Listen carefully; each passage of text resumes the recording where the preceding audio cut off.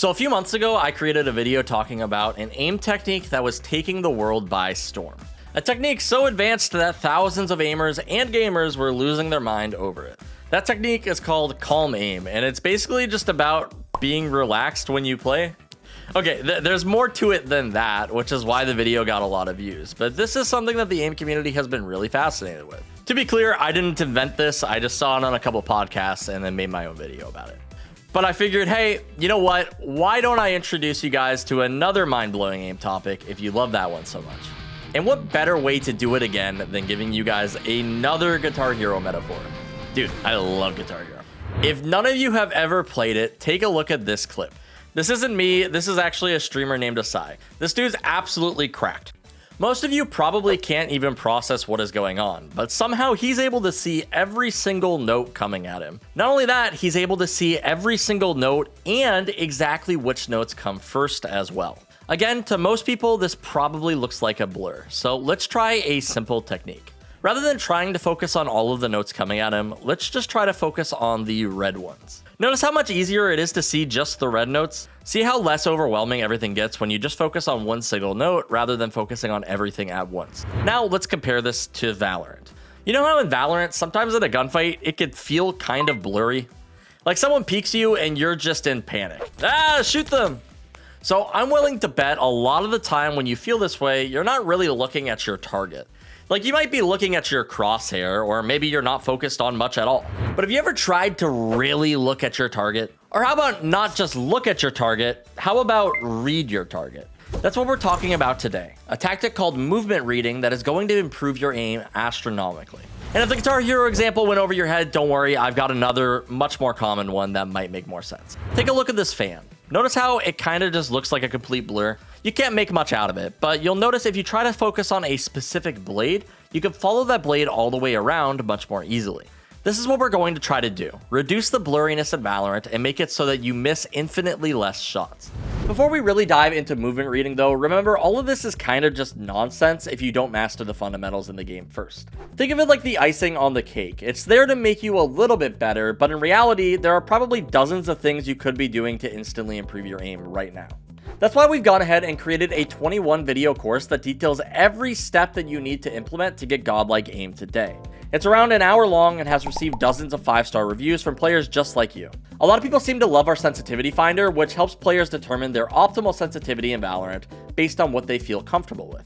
With your subscription, you not only get access to this course, but you'll also get access to literally every single other course on the site. All of this is backed by our rank improvement guarantee as well, so if for some reason you don't climb, you don't pay. Site subscribers are also welcome to join our Discord and ask our experts any game-related question that they might have. Sometimes we even have people send in VODs for us to take a look at. It's literally insane value, so if you want to take advantage of it, check out SkillCapped using the link below. Now, back to movement reading though. You see, the problem with a lot of players in FPS is that they're mostly just reacting to where their target goes rather than actually thinking about it. This is much more common in games like Apex Legends, where tracking is a bit more important. But nevertheless, this is still very important in Valorant as well. When you're simply reacting to where your target goes, you're oftentimes going to be very stuttery. You're just kind of trying to catch up rather than stay ahead. However, if we really think about where they're going, you can actually stay ahead of the target and make your aim much more buttery smooth. There's a ton of instances in which this is applicable to Valorant. For example, although air strafing exists, for the most part when players are falling, their trajectory is fairly predictable. Not only that, but they're also incredibly vulnerable because they can't shoot. You don't need to shoot these players out of the air necessarily, but rather try to track where they're going to land. After all, due to the laws of gravity, they have to go to the ground eventually. Now, cue all the Jet players who are about to leave a comment on this. But you see, the problem is that a lot of players treat their aim as if the laws of physics don't apply. The way they adjust their crosshair, you'd think that they believe the opponent can move like this. That's just not possible though. That's not how the game works. Oftentimes, your opponents don't actually have a ton of options on where they can go. For example, being stuck up against a wall actually kind of sucks in a lot of situations, because I only have one direction that I can go. For this reason, if you're ever fighting a player in a corner, you can confidently prepare for them to swing away from the wall, because otherwise they would just be standing still, which really isn't great in this game.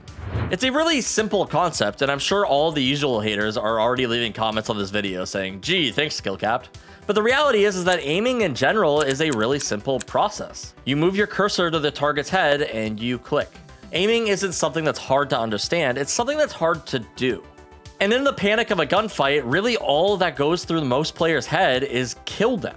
When in reality, what you should be thinking is, hey, this guy has strafed left to right 6 times, maybe he's about to go left again.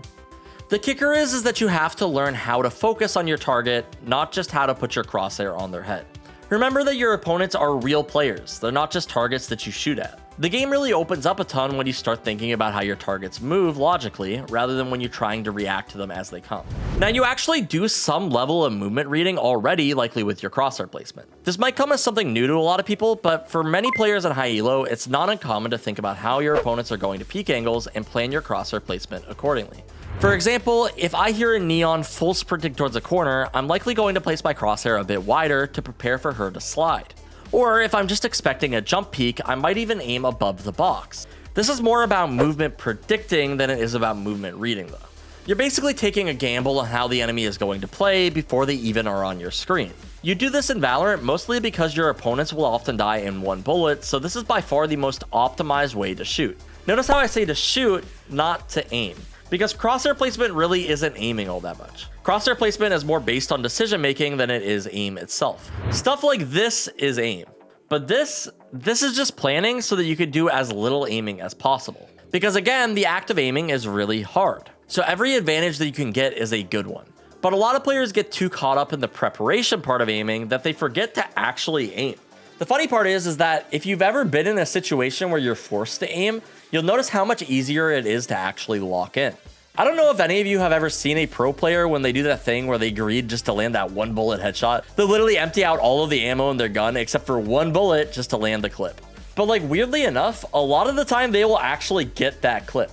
That level of focus is really what you want to strive for in all of your gunfights. When you only have 1 bullet, you have to make it count, and that's where things like movement reading and calm aim all come into play. For example, take a look at this clip I landed the other day on Bind. Similar to our fan example, what most players are likely seeing right now is this.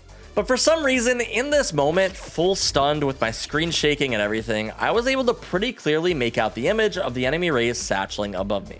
The thing is, in this situation, I literally would only get 1 shot.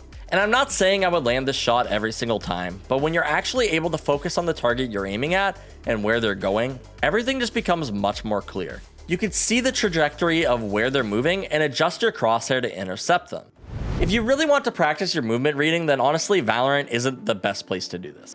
While tracking does have a place in Valorant, it still by far is not the most common form of aiming involved in the game. So much so, in fact, that even Matty, one of the best aimers in the world, isn't too interested in playing. This doesn't mean that tracking is useless to learn for you though, and it's actually quite the opposite. Just a small amount of time invested in practicing tracking can transfer over to quite a bit more control in the game, especially if you haven't really done any aim training before. What I recommend doing is heading on over towards Aim Labs and booting up a couple of tracking exercises. Generally, you want to opt for some more smooth routines. I like playlists from Voltaic Minigod, or just Voltaic Valorant fundamentals playlists are pretty decent. It's not all tracking, but it trains pretty much all of the skills that you need for aiming in Valorant. If you're looking specifically to train movement reading, you generally want to avoid reactive tracking stuff since it's a lot more difficult to read a target with random movement patterns. Despite how it might feel in games since your opponents can only move left to right during gunfights, their movement is going to be far less random.